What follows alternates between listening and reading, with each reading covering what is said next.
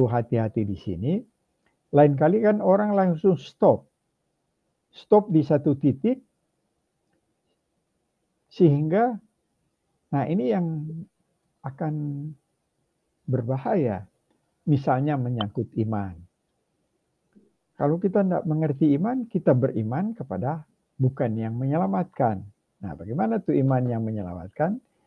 Itu sebenarnya kenapa misalnya kita mau datang belajar, mau banyak mendengar, karena ini dorongan. Nah, itu nanti sebentar kita bicarakan. Dorongan dari dalam yang kita tidak sadar. Kita mau datang itu dorongan, kita tidak sadar. Tahu-tahu kok kita mau datang. Nah, itu dorongan dari Roh Kudus. Kalau kemauan kita tidak lama, itu tidak akan lama. Nah, memang kita sebagai orang Kristen saling mengingatkan. Tapi kalau kemauan kita tidak akan lama. Karena itu kemampuan kita kan. Tapi kalau ada dorongan, nah nanti kita akan bicarakan kenapa dorongan itu. Atau kita bicarakan aja sekarang ini dorongan ini. Jadi kalau sebelum kita dibenarkan oleh Tuhan di atas kayu salib, itu namanya orang berdosa. Dan orang berdosa tidak ada perbuatan baik yang diperkenankan.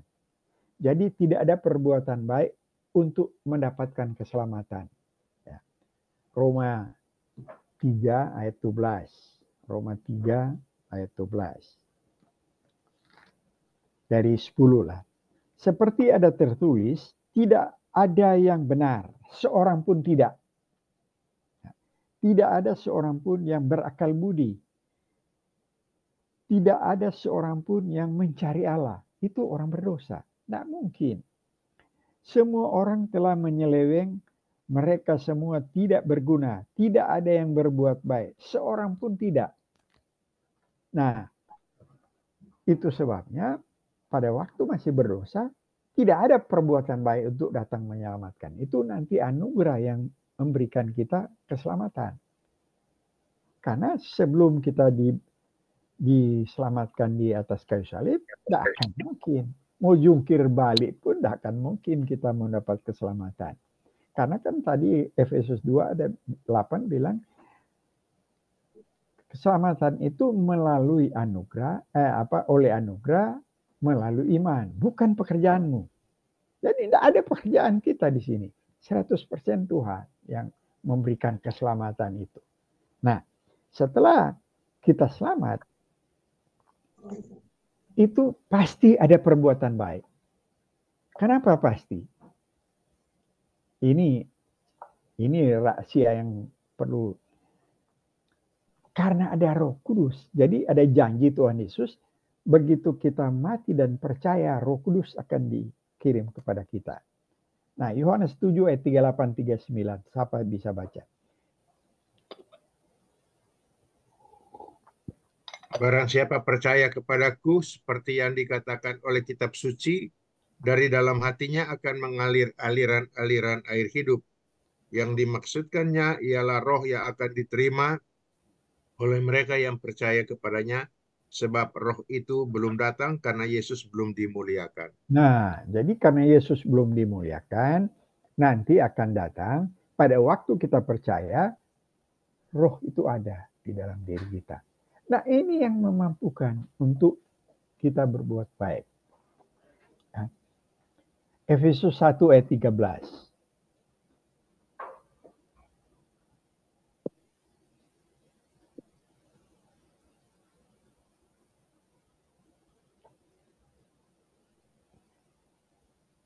Efesus 1 ayat 13. Di dalam Dia kamu juga, karena kamu telah mendengar firman kebenaran, yaitu Injil keselamatanmu, di dalam Dia kamu juga ketika kamu percaya dimeteraikan dengan Roh Kudus yang dijanjikannya itu. Nah, ketika kamu percaya dimeteraikan dengan Roh Kudus. Apa artinya? Down payment. Ini artinya down payment. Jadi karena Tuhan yang berjanji memberikan down payment tidak mungkin gagal.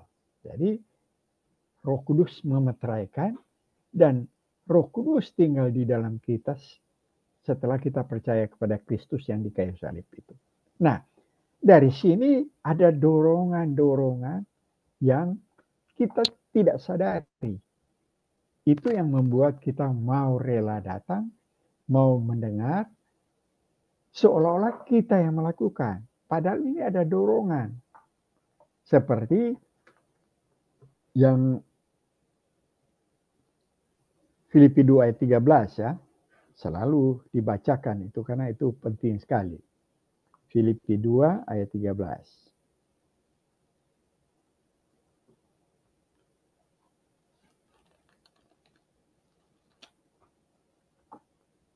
Karena Allah yang mengerjakan di dalam kamu, baik kemauan maupun pekerjaan yang menurut kerelaan. Baik kemauan. Jadi kemauan itu Allah yang bekerja di dalam kita. Siapa? Roh Kudus yang telah dijanjikan untuk diberikan dan dimeteraikan ketika kita percaya. Jadi untuk ada dorongan itu sehingga kita melakukan ya tapi yang repotnya Roh Kudus kan kalau bekerja lain kali tanpa kita sadari. Tahu-tahu kok ada kemauan untuk itu. Nah, itulah anugerah. Sehingga begitu kayu salib kita percaya menjadi orang benar. Menjadi orang benar ada Roh Kudus. Roh Kudus memeteraikan dan ada kalau Filipi 2 bilang karena Allah lah yang bekerja mengerjakan di dalam kamu baik kemauan maupun pekerjaan. Kemauan saja Tuhan berikan. Kalau misalnya bayangkan ya, misalnya ada kita dengar ada gereja bisa 1.000 anggota. Tapi kalau misalnya ada pembinaan atau Bible study, kok cuma 20-30? Ini pengeluhan gereja-gereja loh. Kok cuma 20-30 yang mau? Nah ini yang saya dengar dari Pak Esra Suruh, walaupun dia sudah memberikan secara bertubi-tubi, segala metode dia sudah coba, ditanya ada 50% nggak? Anda punya jemaat sudah punya iman yang menyelamat. Dia bilang dia tidak yakin. Nah itu apalagi katanya nggak ada. Nah itu sebabnya iman datang oleh pendengaran dan pendengaran tentang firman Kristus.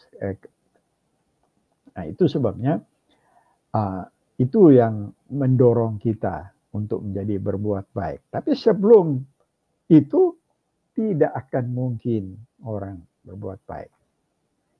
Nah cuma ada orang-orang tertentu yang masuk seolah-olah seperti Yohanes bilang, seperti kita. Tapi mereka tidak sungguh-sungguh. Karena berakhir dengan mereka tidak bersama-sama kita. Nah itu nah oleh karena itu kita bahas sedikit mengenai iman yang menyelamatkan ya. Iman adalah kepercayaan yang didasarkan pada firman Tuhan dan janji Tuhan. Jadi iman tidak didasarkan oleh lain, harus didasarkan oleh firman Tuhan atau janji Tuhan.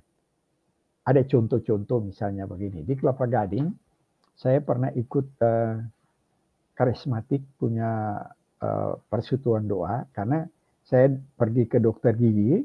Dokter gigi ini karismatik, dia punya rumah dijadikan persekutuan doa, dia ajak. Ya karena nggak enak sudah berteman dan sudah layani juga untuk cabut gigi. Akhirnya saya ikut hampir 1,5 tahun. Nah, kemudian satu waktu dia punya suami juga dokter. Ke Kalimantan ketabrak mati.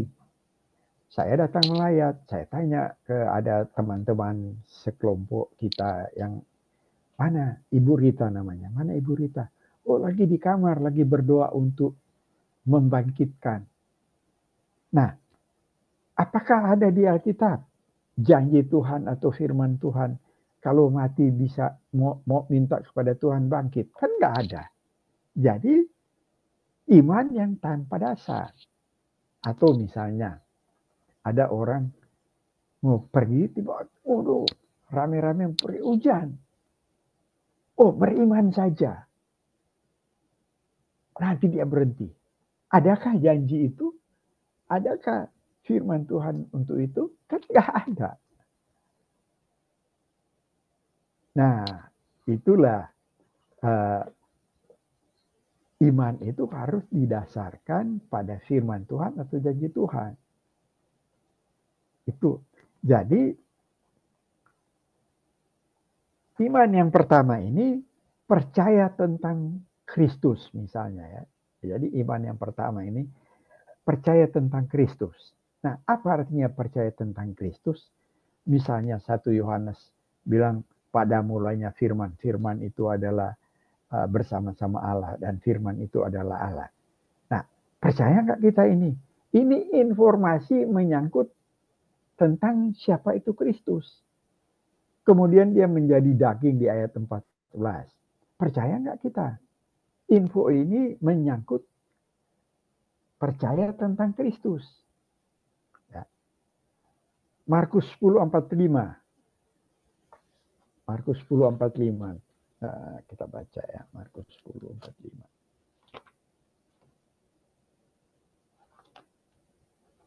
Apa lebih cepat baca apa?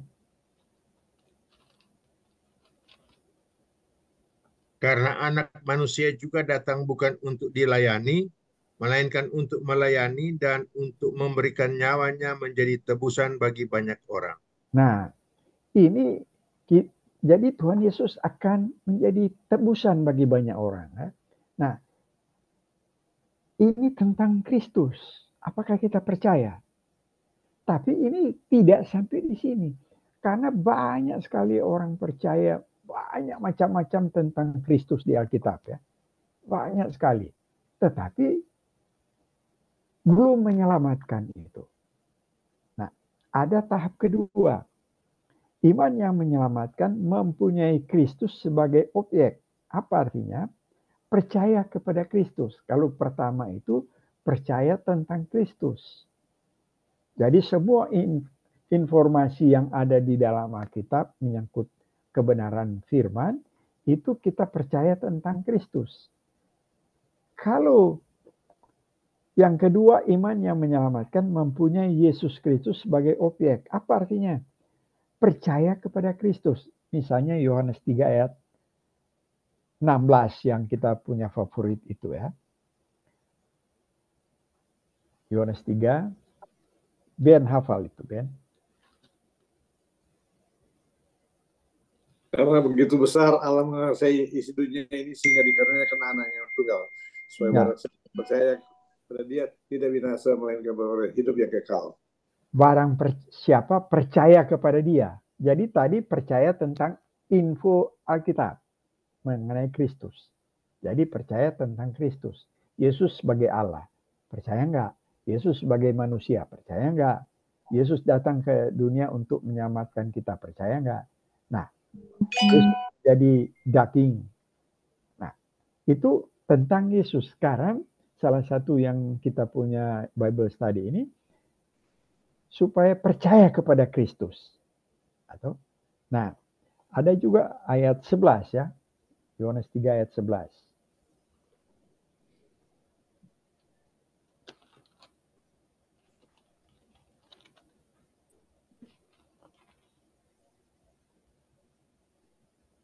Aku berkata kepadamu, sesungguhnya kami berkata-kata tentang apa yang kami ketahui dan kami bersaksi tentang apa yang kami lihat.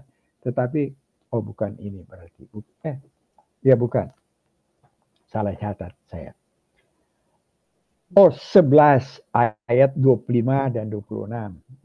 Yohanes 11, bukan ayat 25-26. Jawab Yesus, "Akulah kebangkitan dan hidup. Barang siapa percaya kepadamu, ia akan hidup walaupun ia sudah mati. Dan setiap orang yang hidup dan yang percaya kepadaku tidak akan mati selama-lamanya. Percayakah engkau akan hal ini? Percaya kepada Kristus. Engkau tidak akan mati selama-lamanya, berarti hidup kekal."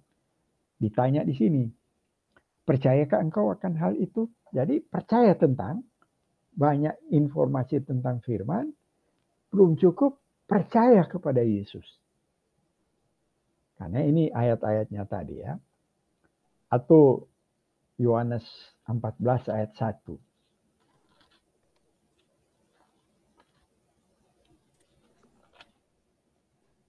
Jangan gelisah hatimu, percayalah kepada Allah.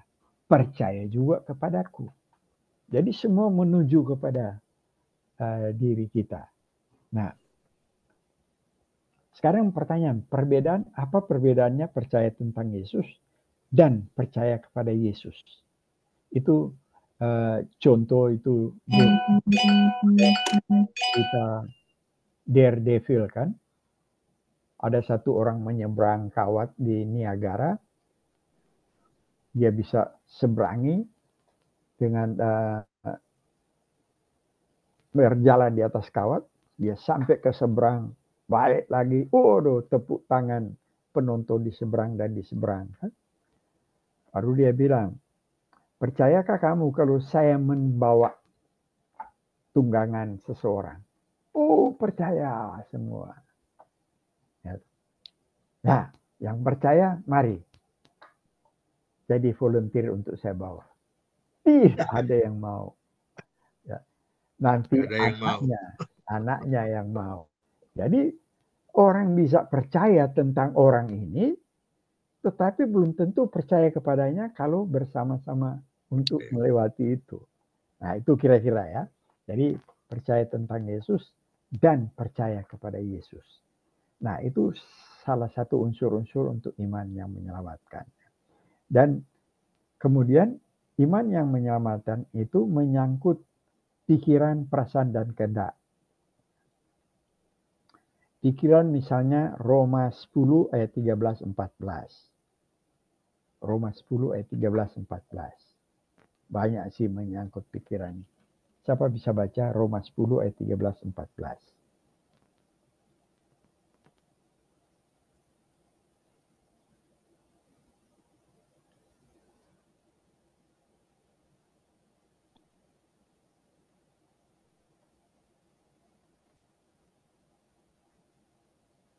Sebab barang siapa yang berseru kepada nama Tuhan akan diselamatkan. Tetapi bagaimana mereka dapat berseru kepadanya jika mereka tidak percaya kepada Dia? Bagaimana mereka dapat percaya kepada Dia jika mereka tidak mendengar tentang Dia? Bagaimana mereka mendengar tentang Dia jika tidak ada yang memberitakannya? Ya, jadi kalau nggak ada yang memberitakan, bagaimana kita pikir itu akan ada apa ya? Baru di ayat 17 kan dibilang iman datang dari pendengaran dan pendengaran tentang Kristus. Nah, ini memerlukan pikiran ya, karena harus ada yang datang memberitakan. Bagaimana kalau tidak ada yang memberitakan? Nah, paling jelas Matius 12 ayat 23. Matius 13 ayat 23.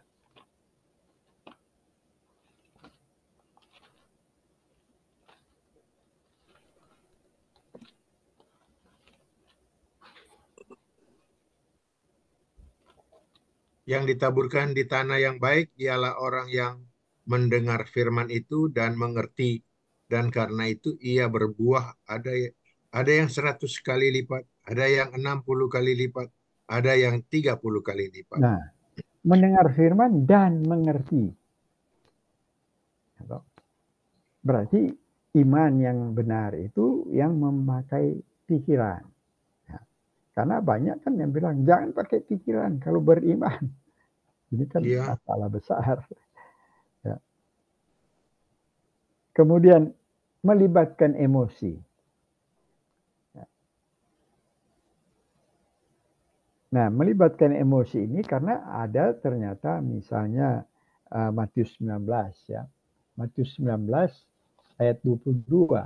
Jadi ada seorang yang mau datang tanya tentang keselamatan kepada Yesus. Yesus suruh jual semua. Dan apa orang itu bilang? 19 ayat 22. Ketika orang muda itu mendengar perkataan itu, pergilah ia dengan sedih sebab banyak hartanya. Nah, dia sedih karena banyak hartanya. Jadi emosinya bukan dia sedih. Nah, sebaliknya yang melibatkan emosi yang benar ini Sakeus. Sakeus ini dia pada tahu Yesus mau apa, dia naik ke pohon kan karena dia pendek kan. Akhirnya Yesus suruh turun. Dan apa yang terjadi? Dia datang ke rumah Sakeus. Kemudian Sakeus itu berubah. Nah, itu cerita Sakeus 8 dan 9. Ayat Lukas 19, 8 dan 9. Tetapi Sakeus berdiri dan berkata kepada Tuhan, Tuhan, setengah dari milikku akan kuberikan kepada orang miskin. Dan sekiranya ada sesuatu yang kuperas dari seseorang, akan kukembalikan 4 kali lipat. Jadi dia sadar betul, dia sadar akan dosa dia. Karena kan kalau ini tukang Sakeus kan terkenal dengan pemungut cukai. Kalau pemungut cukai begini, Romawi bilang ini kamu tagih 10. Dia bisa kasih 15 untuk tagih, 5 untuk dia. Nah, itu sebabnya sangat dimusuhi oleh orang Israel. Itu namanya nyatut ya. Ya. Nah, Sakeus ini dia menyadari betul yang mana dia bersalah. Korupsi bukan? Ya, bukan korupsi, itu kan kan dibilang 10 ya, kamu ambil ke ini 10, dia ambil 15. Kan markup 10 dia kasih ke pemerintah Romawi, kan nggak rugi Romawi. Tapi 5 ini dia peras ke orang Israel. Nah, itu. Jadi dia bilang apa yang karena kuperas akan kukembalikan 4 kali lipat. Jadi ini luar biasa kan. Dia punya penyesalan itu, dia berjanji untuk melakukan. Nah, baru ayat 9, kata Yesus kepadanya, hari ini telah terjadi keselamatan kepada rumah ini. Nah, tapi selain emosi akan melibatkan kehendak. Nah, ini lebih jelas, ini 3 hal ini kita bisa lihat di anak yang bungsu itu, Lukas 15 ya. Lukas 15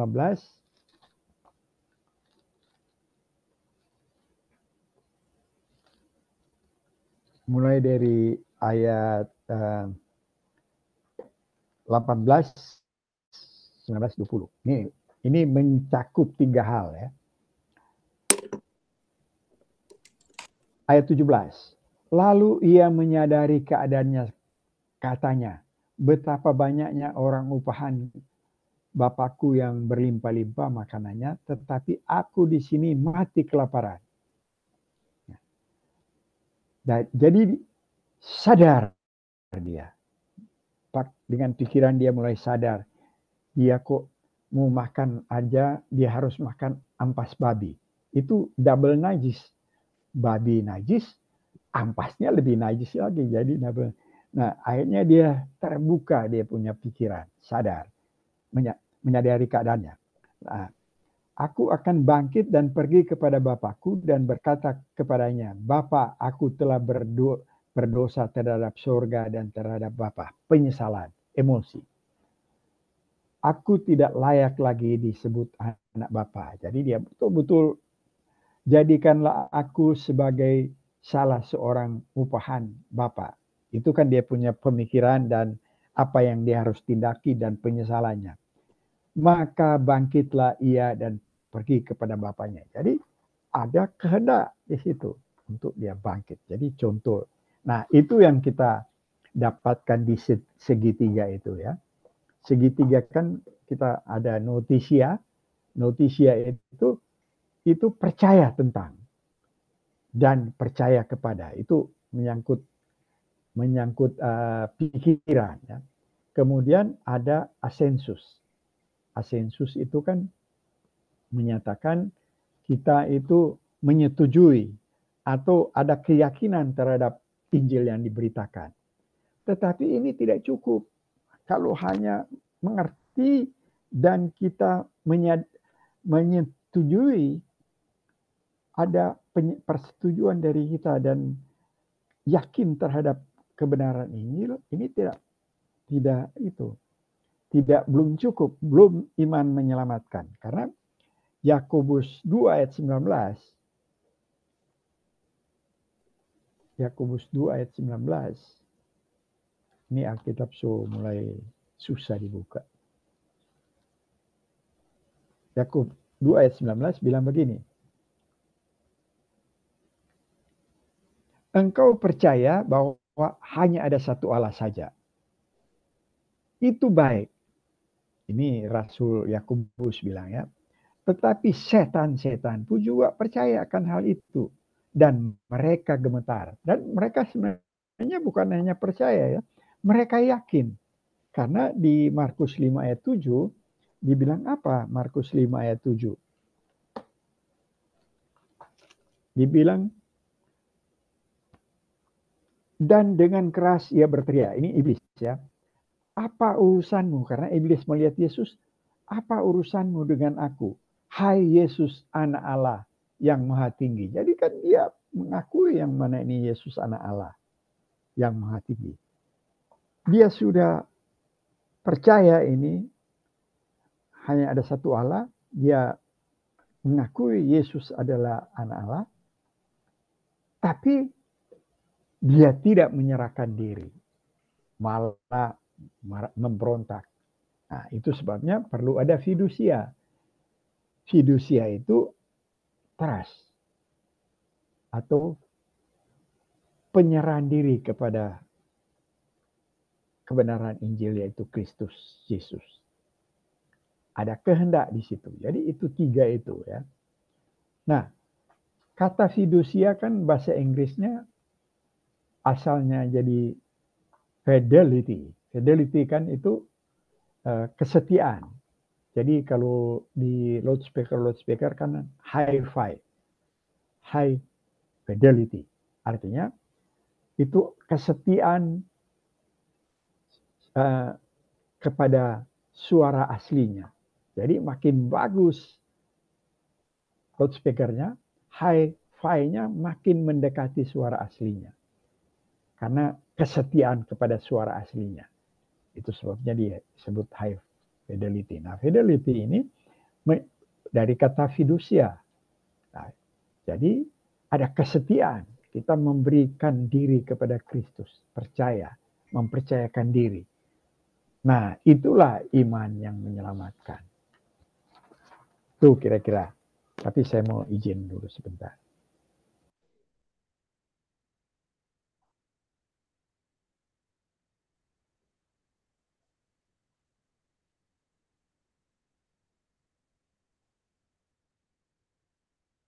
Memang kalau berbicara tentang percaya ya yang sudah dianugerahkan memang tidak akan hilang. Saya teringat cerita tentang Paulus yang bertobat di dalam Kisah Rasul pasal 9 ya. Di sana diceritakan bagaimana kisah pertobatan Paulus. Dia itu seorang yang sangat pintar, pemimpin agama Yahudi, Taurat, mahir. Pada waktu dia pergi ke Damsyik untuk menganiaya orang percaya, di tengah jalan dia bertemu dengan Yesus. Ada cahaya dan dia jatuh, dia rebah ke tanah. Sampai dia bertanya, waktu itu Yesus berkata, mengapa engkau menganiaya aku? Paulus bertanya, siapakah engkau? Yesus jawab, akulah Yesus yang engkau aniaya.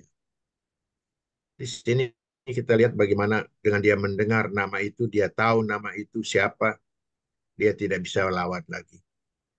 Dia takluk dan dia menaruh percaya yang sungguh. Dan ternyata dengan ketaklukannya itu, dia dipakai oleh Tuhan secara luar biasa. Dia tidak berkata, oh kita orang yang diberikan kuasa, mendapatkan jabatan, pinter, cerdas. Dia tidak. Dia tidak lagi melihat dirinya itu siapa. Dia sudah melihat kepada Yesus saja. Dia harus pasrah, dia harus menyerah tanpa syarat. Jadi begitulah kita juga kalau percaya kepada Yesus, kita menyerah tanpa syarat. Kita hanya tahu Yesus saja ya akan menjadi junjungan kita.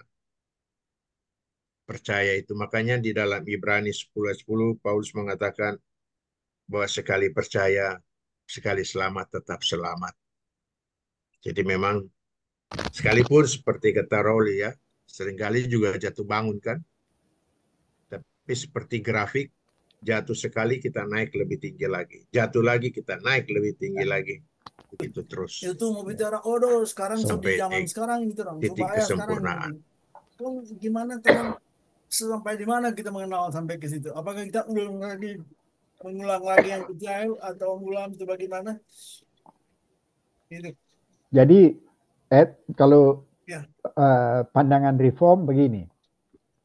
Begitu kita dibenarkan, percaya kepada Kristus, karena Kristus telah menanggung dosa kita, percaya Yesus adalah juru selamat dan Tuhan kita. Sekarang kita di zaman pengkudusan.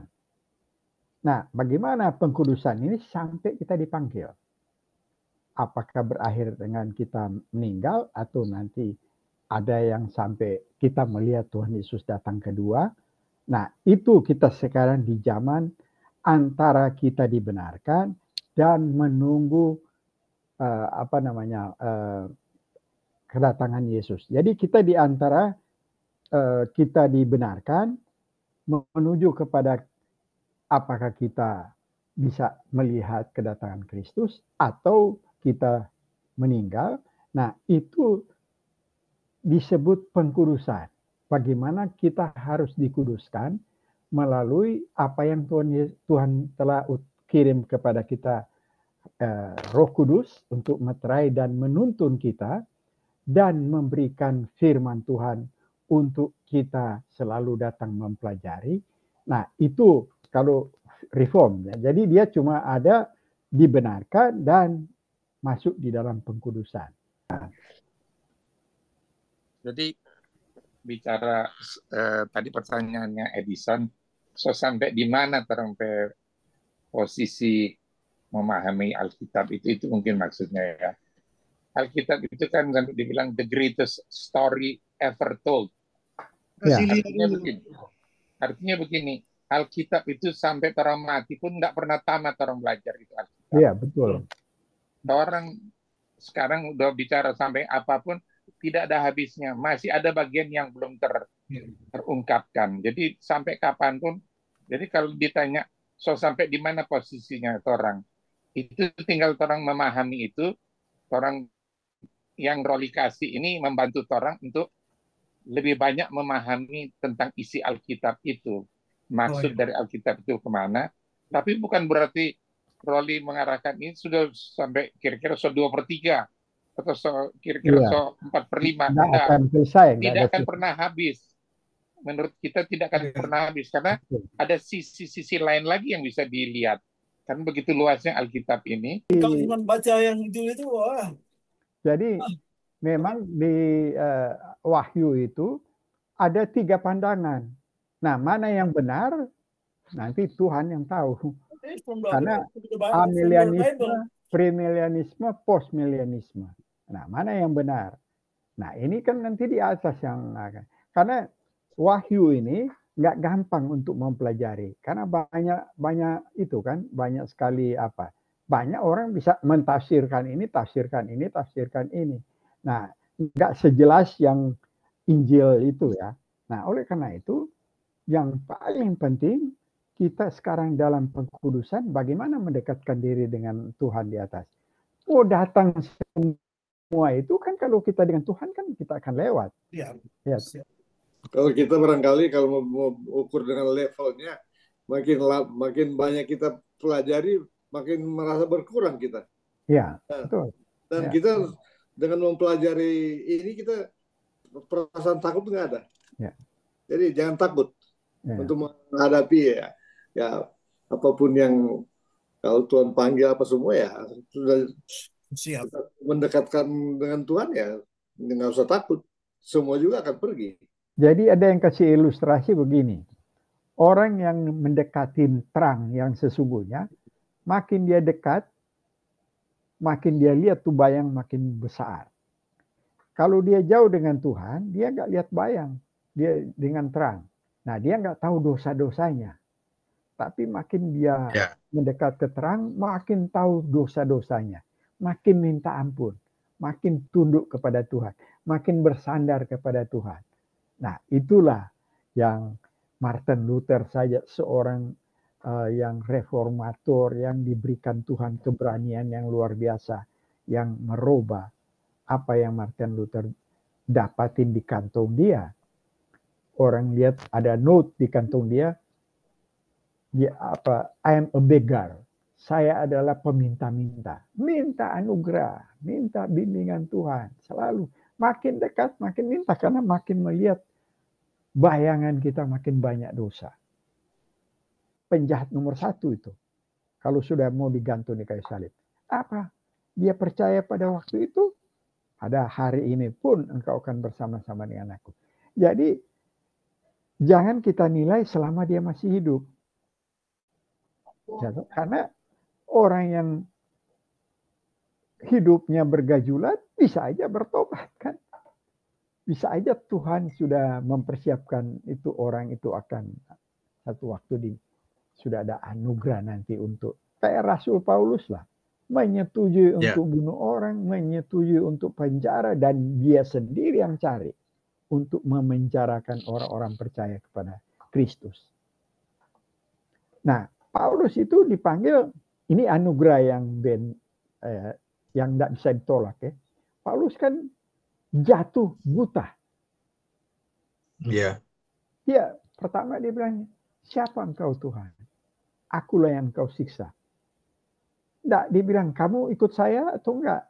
Langsung buta, kamu pergi ke sana. Dia pergi. Jadi itu dipanggil sejak baru. Paulus bilang apa? Supaya tahu ceritanya. Paulus bilang apa di Galati 1 ya? Tetapi waktu Yesus, Galati 1 ayat 15. Tetapi waktu Yesus yang telah memilih aku sejak kandungan. Nah, jadi Yesus memilih itu sejak kandungan. Sejak kandungan ibuku. Dan memanggil aku oleh kasih karunia-Nya. Jadi waktu muda itu sangat militan untuk mengejar, menyetujui, membunuh. Oh, luar biasa dia punya militan untuk agama Yahudi. Untuk menganiaya orang-orang yang dianggap itu bidat, orang-orang yang percaya kepada Kristus. Yesus rebahkan dia.